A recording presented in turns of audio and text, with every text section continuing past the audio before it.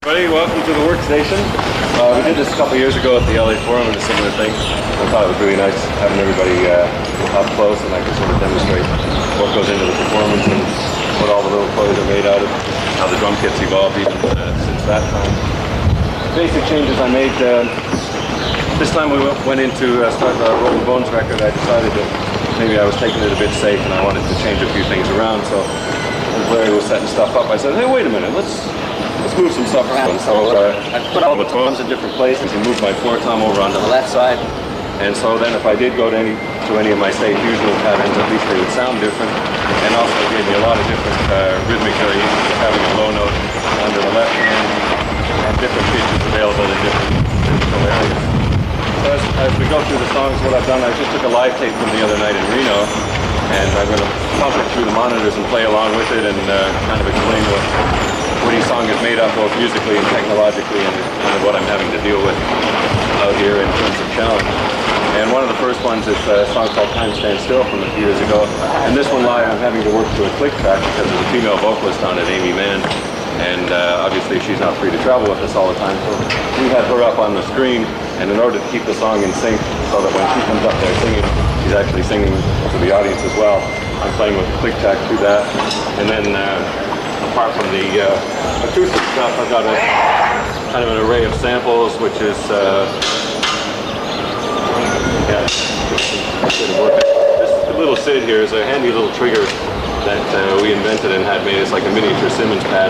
It gives me access to an electronic trigger right in the middle of things instead of all the electronic pads are mostly difficult to get to, and sometimes if you're having to stretch too far, it can put you off your tempo and smoothness and all that. So for some things to keep them like this combination, I have a little block down there, and then a sheet of metal up there, and different parts of it, castanets over there, and a weirded out snare. And then we're also, just for being a three-piece, we use a lot of keyboards and a lot of stuff on our records that's difficult to reproduce.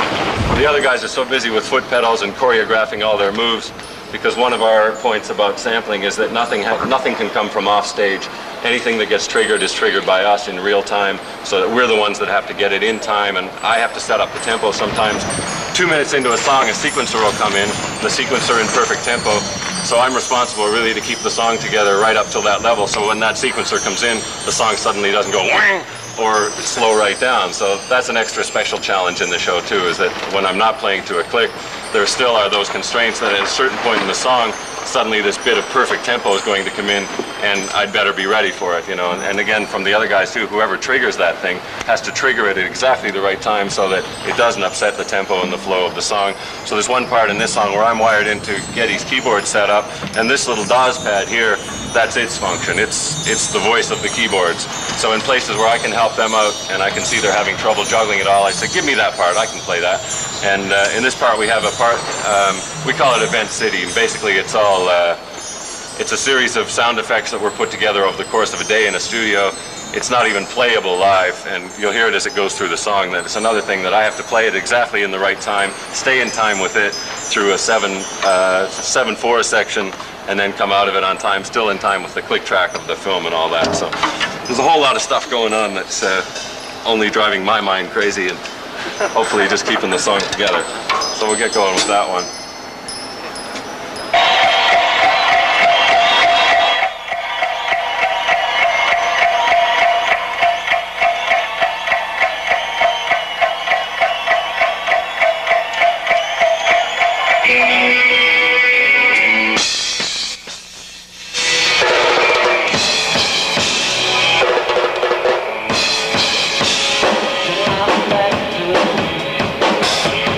Get my breath.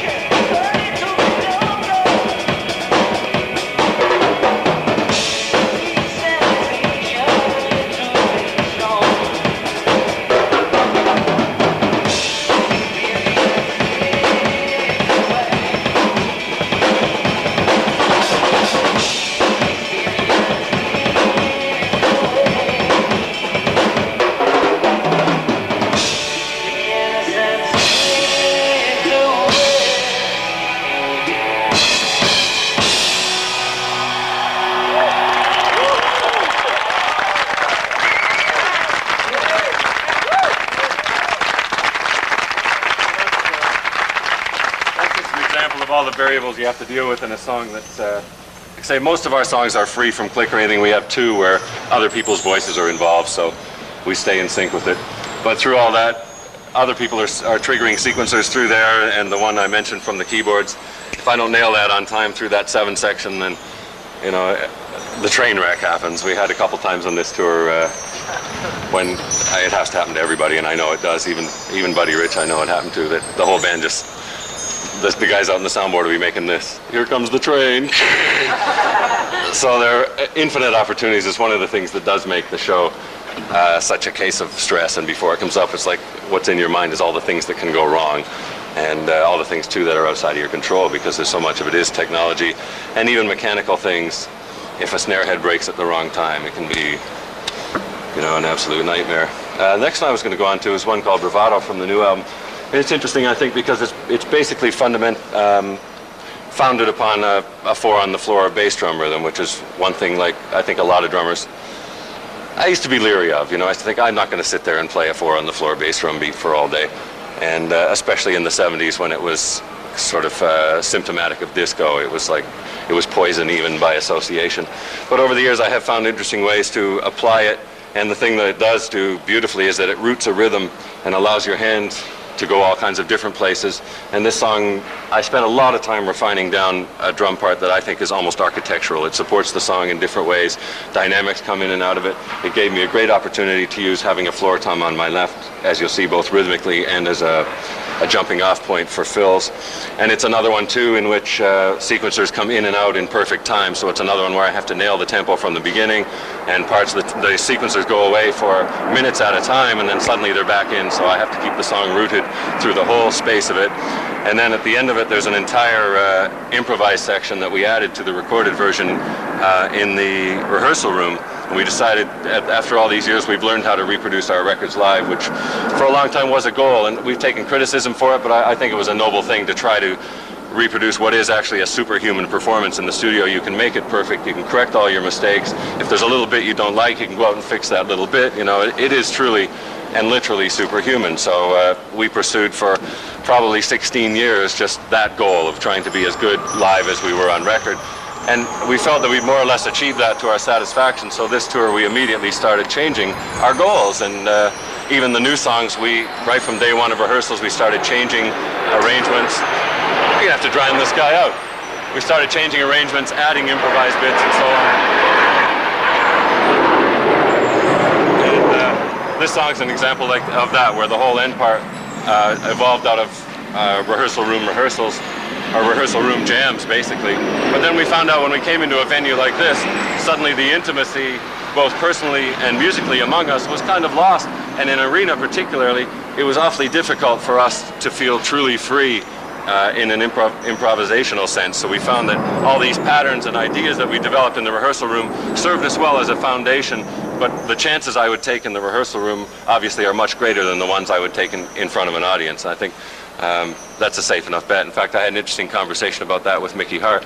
I went to my first Grateful Dead show in Atlanta early in this tour, and he was telling me, he said the last night they'd had an absolutely great show, and that night's one he felt was pretty boring, because their show is so much predicated on improvisation, as is so much jazz, that as human nature and human behavior is, it has to range from the ridiculous to the sublime. Some nights it's going to be brilliant, like any of us, and other nights it's going to be really lousy, like any of us. So that's also the weakness of improvisation. So it's a reason why we like to keep our show well balanced in favor of organization, so it will always be at least good. And if we're having an extra special night, there is room, and there are jumping off points where each of us and collectively we can all take it further if it's happening. But I thought it was interesting for Mickey to admit that you know, some nights they had a brilliant night, and other nights he felt, you know, and admitted that it was pretty lame. Go on with Bravado.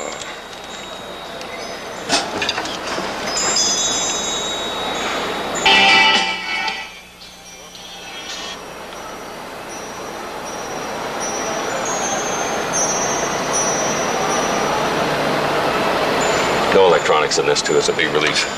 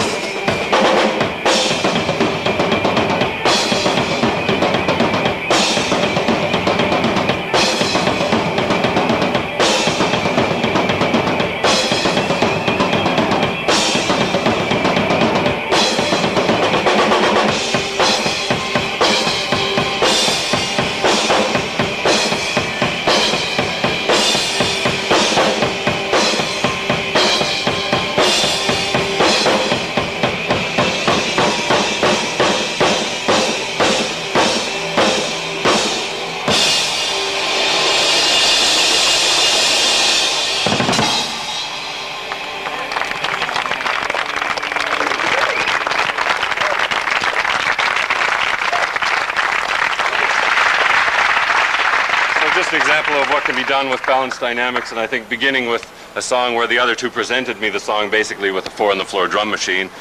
And like I said, I've never found that totally satisfying, but it does represent a good jumping off point. And I found things like the skip drum beat in the bass drum beat in the second verse, and ways to bring in the toms in and out for dynamic's sake, and also to give me more rhythmic variation. And also, from a drummer's point of view, if you're going to play the song possibly for years and years, I think that the drum part becomes important to me because it has to be challenging enough and enjoyable enough to play every night on, on an ongoing basis. So it possibly is a different set of values for a studio musician where the only question is serving the song.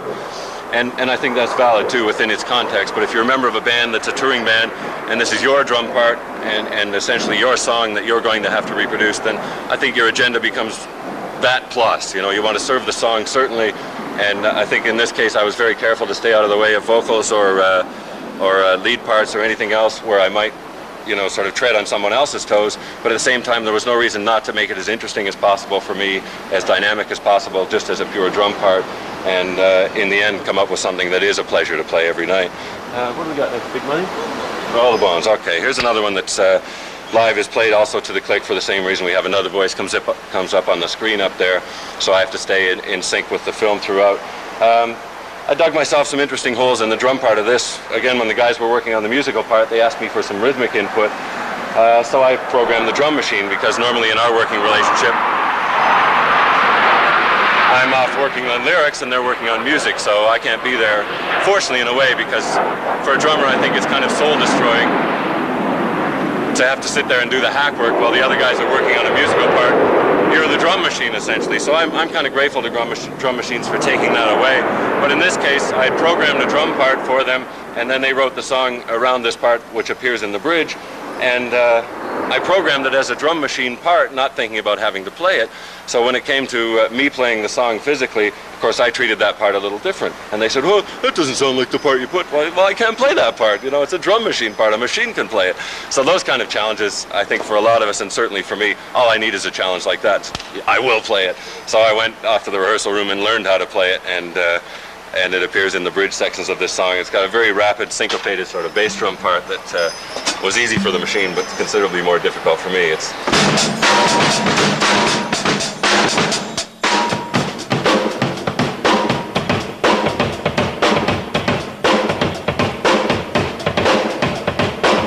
stuff like that you hear through the song. So again, it was just one of those places where your imagination can sometimes give your body a challenge, or a machine can certainly return that challenge to you.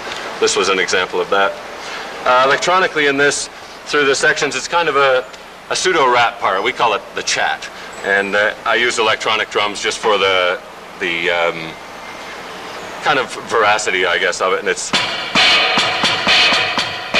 your typical mechanical drums, only of course I'm playing them physically, and they appear in the middle of a very organic rock song. And this is another case where I'm tapped into the keyboards, filling in a part that was difficult for the other two guys to get to. So I have to get, again, that was another thing I had to choreograph in the middle of all my playing to get over to that. And then I have another keyboard part here, which again was choreographed in, and I thought, okay, I can get to that, guys. You got enough to do. I'll take over that. So I took on the keyboard part there. I think, yeah, that's all the electronic stuff. So here it is, Roll the Bones.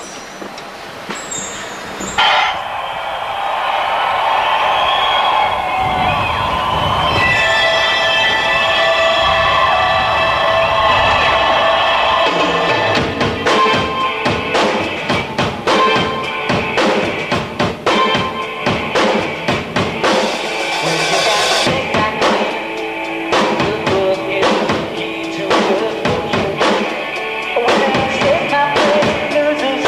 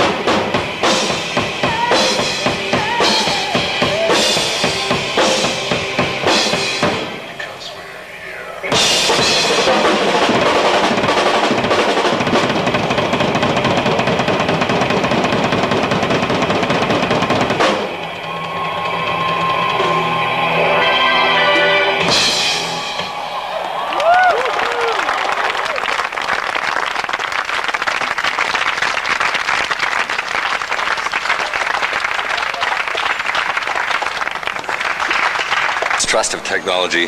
Like I say, by the time those two are gone, it's like, yes, okay, from now on I run the show, and not at the mercy of you know, a mechanical feed from elsewhere.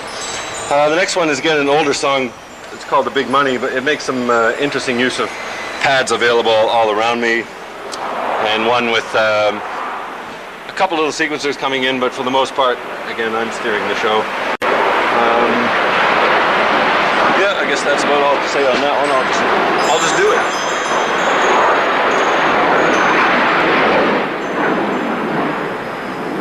Oh, here's an interesting choreographic move too, is snare comes on and off. Snare strands have to come on and off throughout the song, so there are places where I've choreographed a left-hand swing, and one reason why it's so hard for me to switch from this old Slingerland, because it has the handiest, smoothest snare action, where I can catch it on the way by and switch it on and off, and not have to, guys, I need an extra bar in this song so I can turn the snare on or off. You know, I find that with a lot of strainers, so it's one reason that's kept me with this, apart from loving its power and sensitivity. It's one thing that the snare strainer, as old as it is, and it's one thing that drives Larry nuts, is trying to find parts for a thing that hasn't been made for you know, 10 years or so. And the snare drum I bought secondhand for $60 in about 1976 or something. So keeping parts for it is difficult, but it's one of those challenges.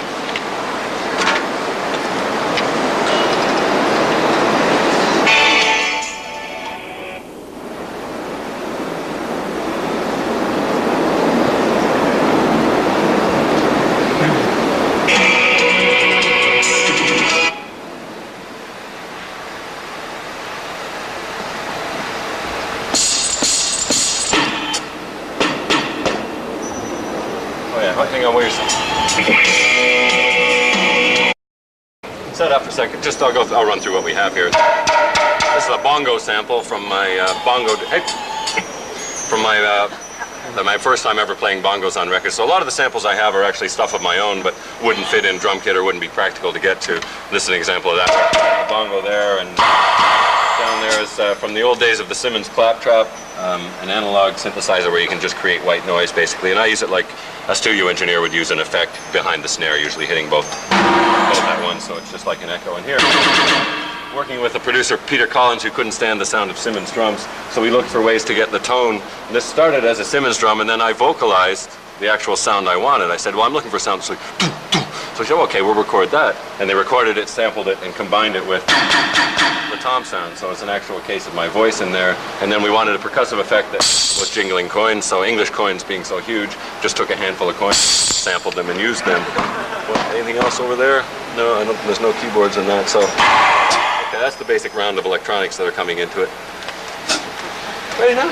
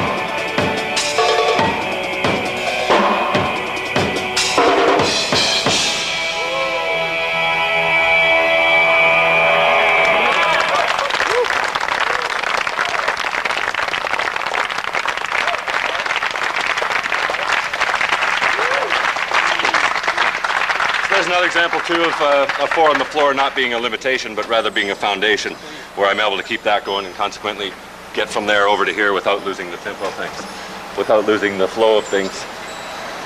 Okay, I guess we might as well come around. Prepare to come about. Don't try this at home. So essentially, I mentioned before that I was a little bit reluctant with electronics, and I've talked about it in print and stuff before, so I won't go over it too much again, just saying that I didn't go with electronics till I could no longer resist it, basically. When it became possible for me to have every percussion instrument I own, and even ones I've never even seen before as samples, I couldn't say no any longer. So I started adding them, but at the same time I wasn't willing to sacrifice even one acoustic drum, because that's the fundamental thing after all. These other things make nice accessories, and they make it possible to have a drum set I can reach that includes marimba, and that includes gongs, and that includes African drums, includes tablas, and every other thing I could possibly want, really, but I can still get at it. So for that reason, I just said, okay, fine, I'll do it. And as we came into sampling, now we're using the Akai samplers, and the Roland samplers off stage are the ones that I'm triggering keyboard-wise. What I'm going to run through now is basically opening of my drum solo, which began as a marimba piece. Usually when we're in the studio writing and rehearsing, I like to dabble in something else, and marimba makes a great escape from both lyric writing and for drumming. So a lot of times I'll get a small synthesizer and just create a sequence of chord patterns that I like or that I find challenging or whatever, and I'll make this sequence, and then I'll have my marimba in there, or the Cat MIDI marimba, and just when I get too much brain fever from staring at the computer screen or from working on drum parts, I go and play along with that. So this came out of a piece called Momo's Dance Party that was all sequenced drums and sequenced keyboards and everything, and then the marimba part was played over it live. And in this case I decided I still am not willing to take the step into using a sequencer live, even in a drum solo context. So I thought, okay, I'm going to have to make the best real-time situation, combining all these that I can. So it's a combination of basically Latin and African drums over here. My timbali had to get jettisoned to put this floor tom here, so it lives on in sound. And then over here we have a combination of congas and bongos, which actually survived from a song of ours called Scars, where I made up a whole drum part made of samples. And this one is one of those ones I mentioned. It's called a djembe. I have no idea what it looks like, but I love the sound. And this one is the deep kind of root of the thing in an African rhythm, what would be the one, basically. And then combined with acoustic, sometimes acoustic snare, bass drum, hi-hat, and then I also have this very snare sampled out of a song of ours called Grand Designs. It was done for the purposes of the song Scars, because I had my hands full basically playing all the conga and bongo parts and so on. So when I wanted to bring the snare in to kick the backbeat in for extra emphasis, I put it down there for that, and I found it quite useful in this context, that when I get over onto the marimba, it gives me a snare and bass drum, basically a rhythmic continuity allowing it. There's another place too where the sound man's helping me out, because in the beginning of it I wanted something that was quite atmospheric, that would allow me to build a drum solo basically from an arrhythmic sense. So I would just start with sounds and moods and set up the tribal sort of basic mood. And in a way I construct a drum solo partly as an autobiography of all the things that have interested me in drumming over the years, and also partly in an unpretentious way, but as a history too of drumming as it has evolved and as I've learned it. So I thought I wanted to start with this very tribal thing and have it be arrhythmic at first, and then gradually bring rhythm into it, and then gradually bring melody into it. And then as the drum solo evolved throughout, it went into all the evolutions of marching drumming and a taste of jazz drumming here and there, and different ideas of rock drumming and Caribbean drumming, reggae drumming, and so on. So I'm going to play the intro for you, and then we'll spin around and I'll get on to the outro and leave out all the flash stuff in the middle. But basically the sound man is covering me here, where I've got just I begin with just that, and then through the house, in an arena for instance, we would have a quad system, so he sends that around the house when she sits around the house. So the sound man's covering for me there, and I can build up my little fills, as I'll demonstrate in a second, and then gradually evolve it into a complete rhythm, and then develop that rhythm and then bring melody into it. So I'm beginning basically, as I get introduced, I'm starting just with the chimes here, and then boom, boom, boom, boom, boom, boom.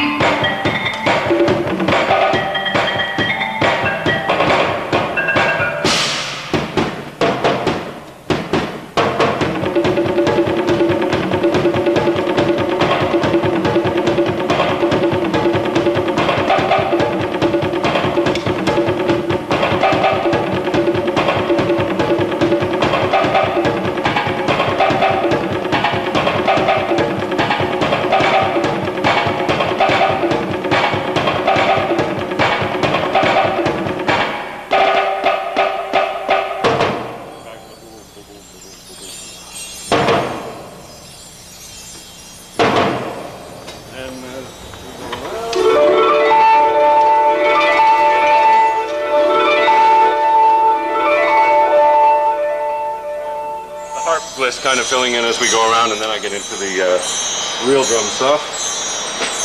And basically stay back and forth a little bit onto the marimba, tom things, snare things, all that kind of stuff. And then the big wind-up is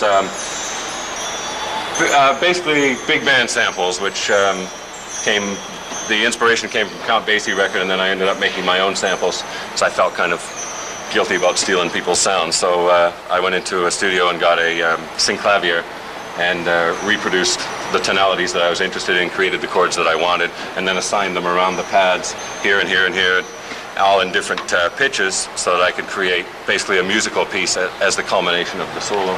You set? So basically I come to and then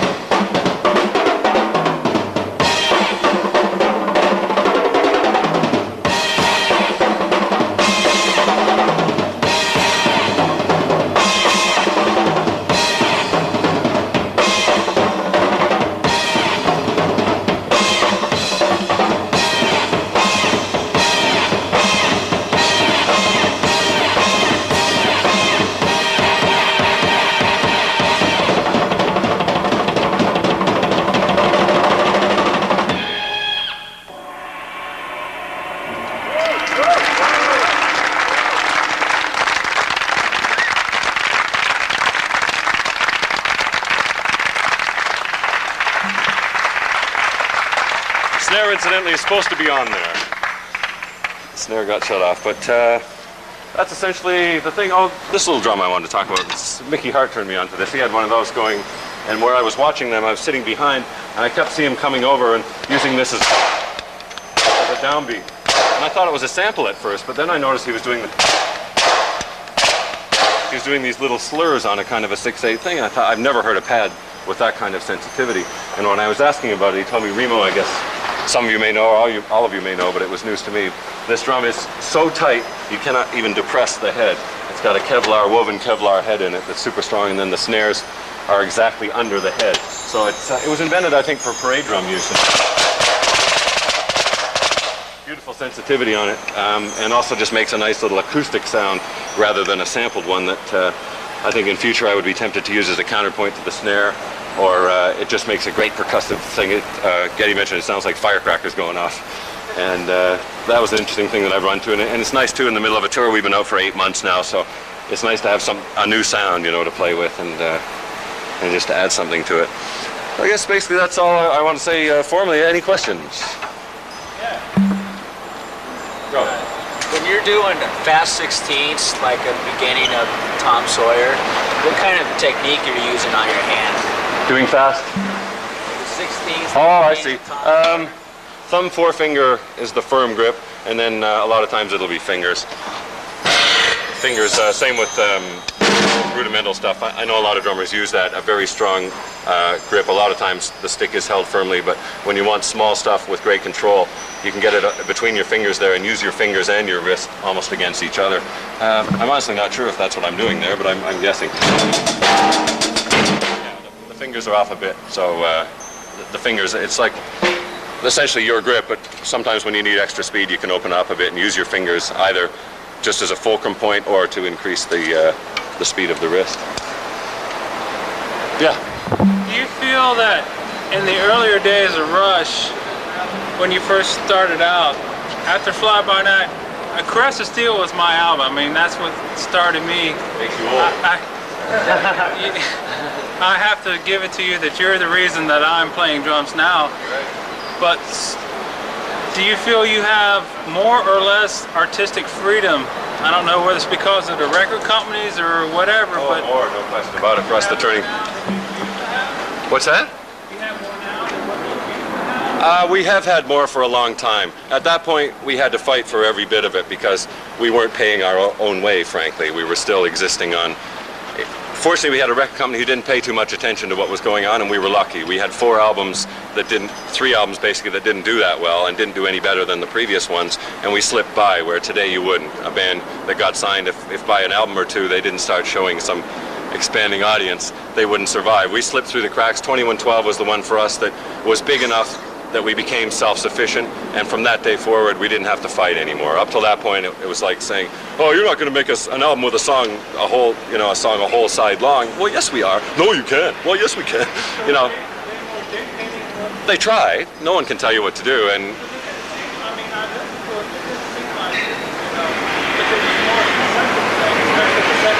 yeah, it's insane. It's an insane record, but yeah. Oh, to the contrary. No, to the contrary. They were quite adamantly against it, and the whole business side of things will be. But you have the choice. I mean, no one can make you do it. That's why I don't like hearing, sometimes you hear an interview with a musician and they say, well, we had the record made the way we liked it, and then the record company came in and said, change it. Well, they can't make you, you know, you can say no. You can always say no. And that's the lesson that I found a lot of bands don't learn, is when to say no.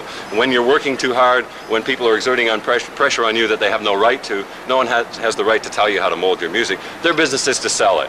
You know, I think music and business, there ought to be a mile-long ditch between them. And I personally observe that ditch, and I don't get involved in the business side of things. And I don't expect them to be in the recording studio. I don't expect them to be there when I'm writing songs or working on drum parts or whatever. It's a big division, but it is a freedom that has to be earned, you know. And for us, we had to earn the right to have them leave us alone.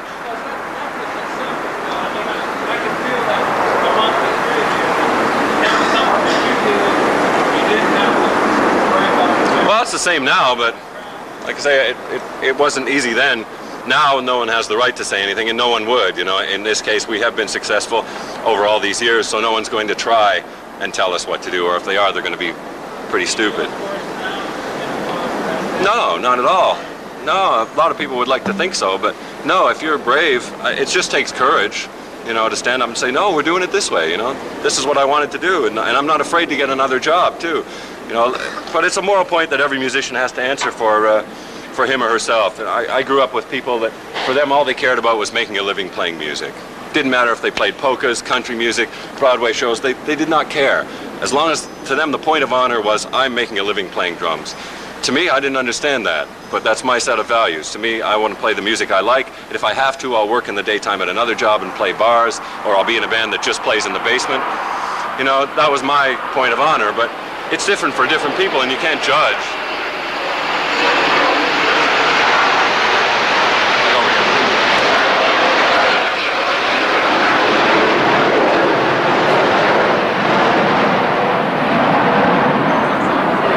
Time stands still in chemistry where you play during the courses. You play a lot around the toms. It's like a pattern. Yes. Right. I think actually the actual inspiration, I'm the first one to admit that nearly everything I do comes from somewhere else, from some other drummer, from some other style of music. In that case, it was probably around Japan's Tin Drum album. Their drummer, Steve Jensen, used to play a lot of that style with tom-toms and just alternating to the snare as alternative to the backbeat. So it was the kind of thing where I would never imitate what somebody does, but I would think to myself, that's a really cool way to create an alternative that keeps the flow of the rhythm going, but so you're not going, you know, all through every part of every song. So I think around that time there were a lot of drummers, actually Roxy Music too, around that time were doing a lot of things with toms rather than snare. And it was a kind of thing that was going around that I caught onto and found ways to use myself. When you're in the studio and they're recording, do you think of the fact that you have to reproduce it live, or do you do it? Yeah, I do. Some people don't, and they're quite happy to go in and do anything. I have a problem with overdubs for that reason, because I'm going to miss it so much live. Yeah. So I'm very tempted sometimes. I love playing hand drums, I love playing congas and bongos, but if you put them on, they're either not going to be there live or they have to be there live artificially. So again, that's a value judgment that any musician, drummer or not, has to make, whether you want it to be reproducible. For me, I find it frustrating to play something that's not going to be there live. And because we play live so much, that's another factor too. For a lot of drummers, if you're doing sessions, what does it matter? You're not going to be playing it live, or if you are, it's going to be, there'll be a percussionist there to cover for you or whatever. So that's the choice I've made for myself, that I want to be able to play it live, and I'll find a way to get bongo parts, and whenever I have overdubbed them or something, I'll find a way somehow to play it. I'll ignore another hi-hat part and play the bongo part or something like that. Get back over here, yeah. What was your, you say when you record your albums, you have a lot of freedom. What was your relationship with Peter Collins as far as producer of the band? Did he control? What was his role? No, for us, it's strictly speaking a co-producer, and that's a semantic distinction, but it's a very important one. It's produced by us and Peter Collins or whoever, just to protect that autonomy and the fact that we have the final say. But we usually choose someone contrary to us. There would be no sense us choosing another rock producer. We chose him because most of his work was in pop music, but he had a great feel for melody and song structure, ideas for things that we'd never done about orchestration and using choirs and all this stuff. So, but mostly we want a guy that sits back and just listens to the song. Between ourselves and the engineer, we know how to get a good drum sound. We know how to judge a performance and make sure that it's the performance that we want. So with Peter Collins on those two records and Rupert Hine on the two most recent, they've been song guys, both of them with a very strong musical sense, and they don't get involved with all the techniques. They just leave it. If we're messing with a drum sound or a guitar sound or something, they walk away, and then they come back and listen to the song as a whole.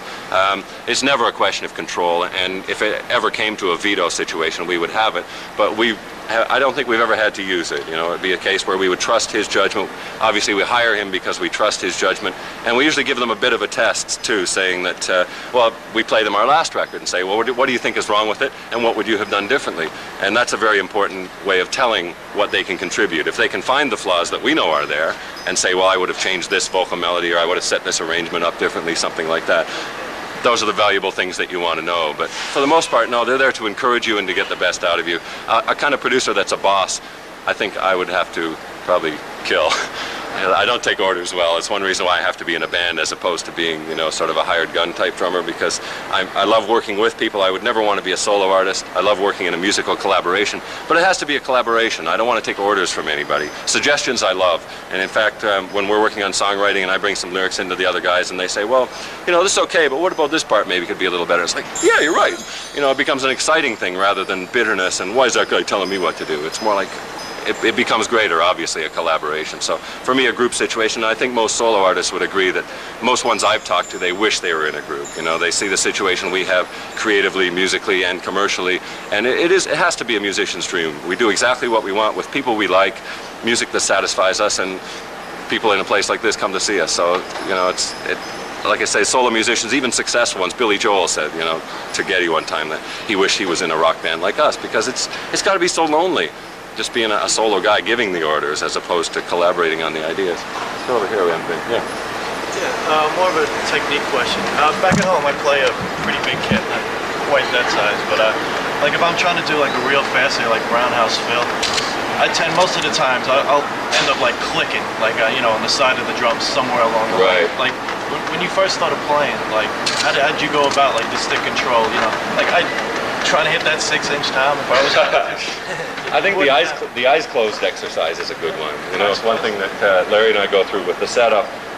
He's got it down so well now that we never have to change a thing, but probably for the first 10 years I would come in and one day something just wouldn't be quite the angle it should be, and really I think I should be able to play with my eyes closed. It's easier if you can look at them, but it's a great way to practice too. A lot of times if I'm trying to work on something, your eyes close anyway in concentration, and you find that the drums do fall under you, and it's messing with your setup too. It should be a natural reach, in other words. I'm not overextending myself for any of these things, and we mess around with where the stands are going to go and change the stands sometimes to get everything in a very natural attitude.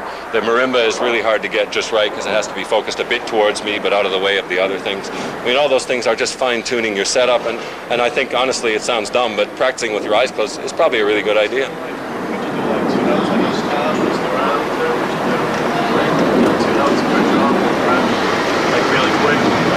Not necessarily fast either. It's a fundamental truism of all rehearsal to start slow and build it up, and it's certainly for trying to get between drums and all that.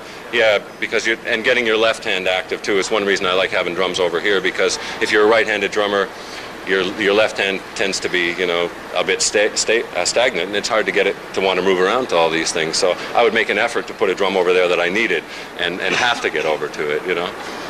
Yeah. Remember all your phrasings. Yeah, I don't know. There's a kind of a mental thought process that that leads one to another, and plus they're constructed that way. So one phrase, for instance, in a first verse will suggest one in the second verse, and it'll be an expansion of them. So that leads me along the right path. I'll know that this fill is an intimation of the one that's coming next.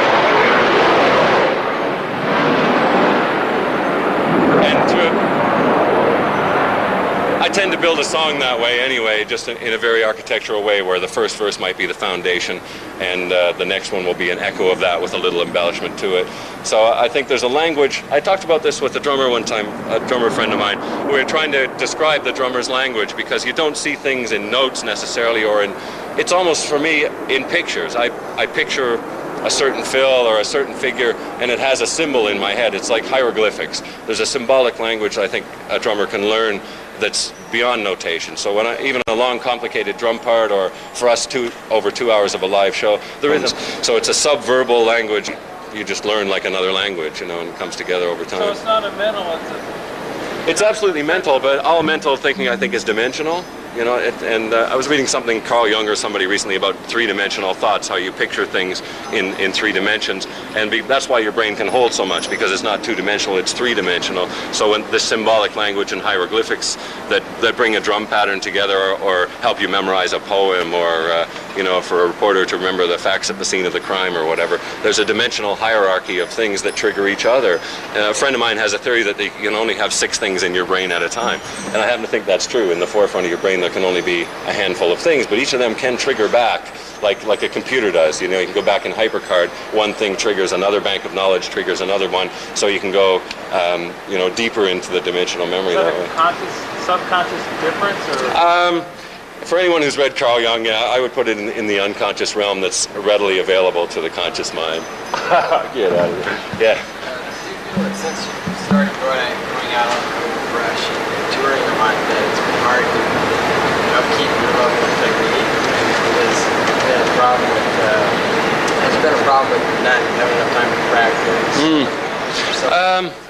Well, I think beyond a certain level, I mean, for me, 25 years down the line, playing is the best practice, and I play, you know, over 2 hours in the show plus sound check, so nearly 3 hours a day. I have a little practice kit in the dressing room that I've been using lately, just to play around with new ideas and that stuff. So to the contrary, I think I play in front of an audience. You're going to play at an extreme level that you would never do in a practice room, because it hurts.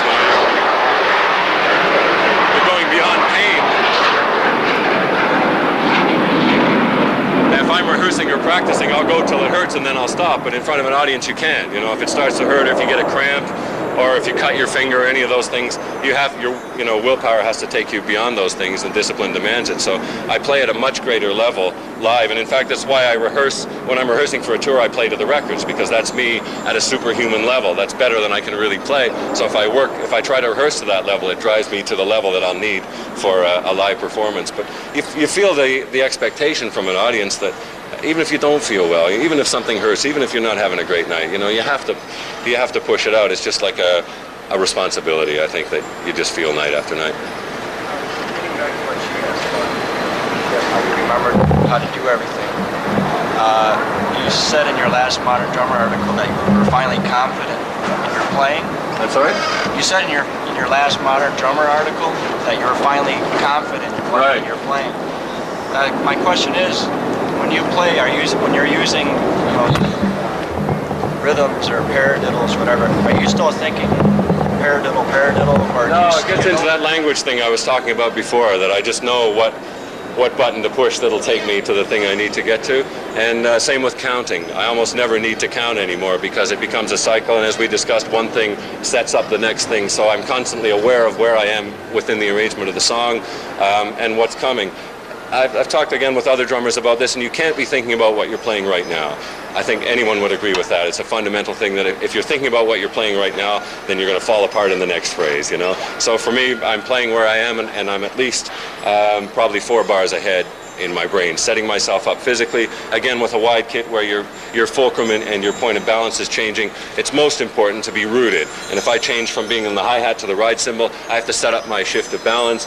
If I come over to these pads or over to the marimba, I'm way out of balance. So I have to set myself up a long time in advance to get to those things. So there's a train of thought, I would say, that's probably about 20 to 30 seconds ahead of where I am. So you have to have the confidence of what you're doing right now. You thought about that 30 seconds ago, so it's going to be okay. And be thinking ahead to the next transition, to the next change, especially when you get down to small points of tempo, when you want smoothness in and out of a fill, and when you're dealing with sequencers or playing to a click or something.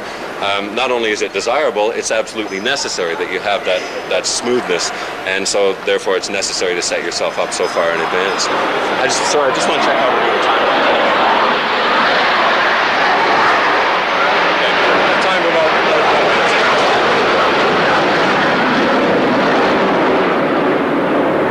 Yeah, go ahead. In a song like Big Money, with very intensive patterns, how much change do you go from inception of the song to the final product? A lot, actually, and the second one I did today, Bravado, was an example of that, where I've seemed to have found a pattern for myself anyways, that it takes 3 days of solid work to develop a set of lyrics, to develop a drum pattern, because you have to re-examine what you've done all the time, and it's necessary to get away from it and come back. And when I was rehearsing for the album this time, I had a couple of weeks just for myself, so I had a work tape, and I'd spend a couple of hours on each song, and then I'd know I'd done as much as I could, and I'd go on to another song. The next day, go through the cycle again, and every time I'd find a new detail or a new bit of, or if I could punch up the rhythm of the vocals or little things like that that make it so satisfying, or a new rhythmic approach to something. But some of them are really hard. If you're trying to stay out of a cliche, some songs just drive me crazy, and day after day I'll think I'm getting nowhere with this, it doesn't feel good, I don't like playing it, there's something wrong with the song, but by the third day, something comes together, and I find the same with lyrics. I'll sit there for 2 days in front of lyrics going, this is awful, I hate it, why don't I just burn it and go home? But by the third day, all of that starts to come together, and I go, oh yeah. And same with the drum part too. I'll sit there and slave over it, thinking so depressed and so down on myself, and then finally the key, or finally just the confidence comes, and I play it all together and go, yeah. So in answer to that, it bit by bit it comes together. I start out with possibilities. Pardon? I'll play to a demo tape of it, and I usually like to work without the other guys because, again, I mentioned before, I don't like being the drum machine for them, and I don't like the feeling that they're slaving for me. So I get them to make me a work tape of the song just to a drum machine or something, and then as I play along with it, I try all the possibilities. Because again, I think I've written about this before, 2 ways to approach learning a song. Start from the minimalist point of view of the very smallest possible thing you can do, or the maximalist.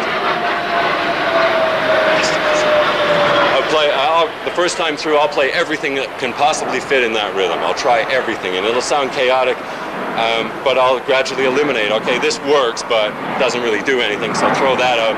This works, and it can take me somewhere, and I can multiply it or subtract from it and all this. For me, I start with everything and then subtract. Some drummers would start with one beat and then add to it slowly. Whatever works for you, I would say.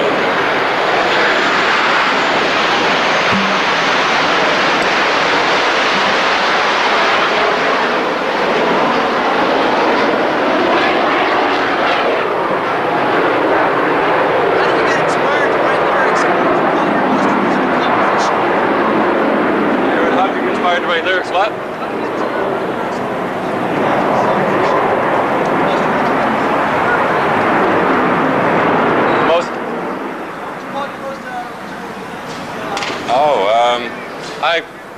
I always judge by most recent work, so to me the whole Roll the Bones album represents me today and what I think, so I don't know about that. They're doing it on purpose.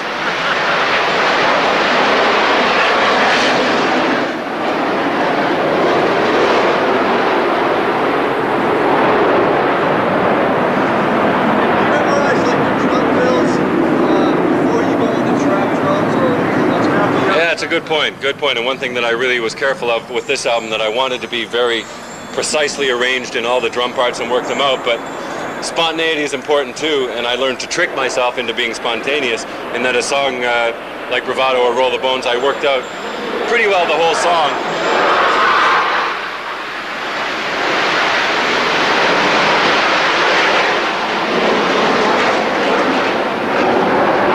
And I would always leave a part that I wouldn't let myself work out. And every time I came to it, I would make my mind go blank, and whatever happened, happened. Because there is a special edge to something that's never been played before, that way or whatever. So when I come into the studio,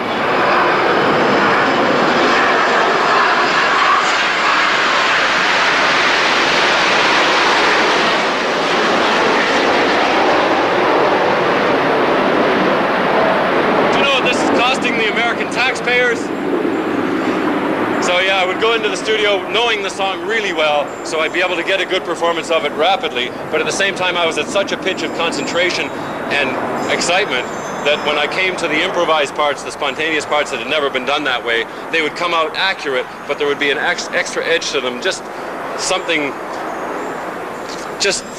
you would never get, no other listener would ever pick it up but me, but I think there's an intangible excitement that it adds to it. It can never be over-rehearsed that way. It can never be too pat and, you know, too precise, because this part of the song, this transition, this drum fill never happened that way before. So I think you can have both. I think you can work it out so that you know that drum part so well that you can record it in a snap really well, and at the same time go for something extra special that's never happened before. So I think I better take 2 more questions. There's a bunch of guys have work to do up here, so I'll take 2 more, yeah. I was wondering, you did a collaboration with a band called Max Webster. Yeah. And I was wondering if you'd done anything else besides, I think this tune was called Battle Scars. Right, yeah, a lot of little things along the way, mostly on a friendly basis though. We are so satisfied by what we get to do. Every style of drumming I like to play, I get to play. I did a thing a month ago just doing hand drums with a band that I'm friends with in Toronto, and just came in and did some bongos and did some cowbells and tambourine and that kind of stuff. But it's basically just to work with friends rather than a musical compulsion.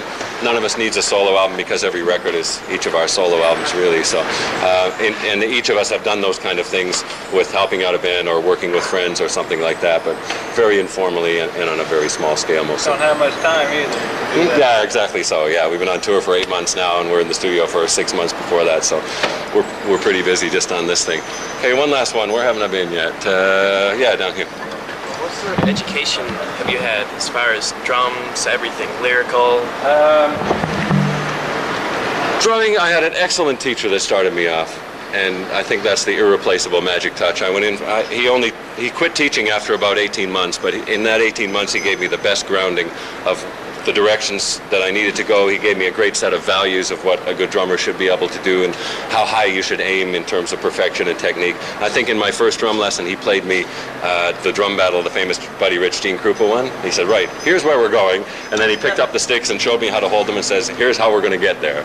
But most importantly, after about 6 or 8 months, he gave me the piece of encouragement that I needed. You know, I've been working on all this stuff and learning how to read, learning my rudiments and all the stuff that you need to start with. But at about the 6-month point, he told me that if I worked at it, I would be a drummer. And it was like, that's all I needed to hear. You know, I'd never found anything up to that time. I'd never been good in sports or anything else particularly. So that was like the spark. And then when he quit teaching, I tried a few other teachers, and the magic wasn't there. So I went to the radio and I went to other drummers on record and just started learning that way, or going to see people, and self-taught in a sense. But there's a beautiful quote that the man who says he's self-taught has been taught by a fool, because you don't learn from yourself, you learn from other drummers, you know, and you learn from music. And I happened to think at the time the best way to learn was playing along with the radio, because I had no choice. It wasn't like a lot of people put on their favorite record and drum along with it. I think that's kind of limiting. I would put on Top 40 radio and I would have to play to every song that came on, however stupid it was, however much I hated it, however lame the drum part was. But I learned a flexibility and a tolerance for different styles, and I think an adaptability too, just from a little plastic AM radio. So those are kind of things that are special. In formal education, the same sort of thing happened. As soon as I found these things, nothing else existed. So I got out of school, but then went on to become self-taught through, you know, doing a lot of reading and making friends who were educated in different areas and learning from them and so on. So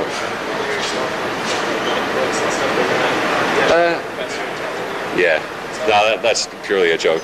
Open eyes and open ears, I think, is the best schoolroom. I'm gonna have to let these guys get to work. Thanks a lot for coming out. I hope you got something out of it. See you again.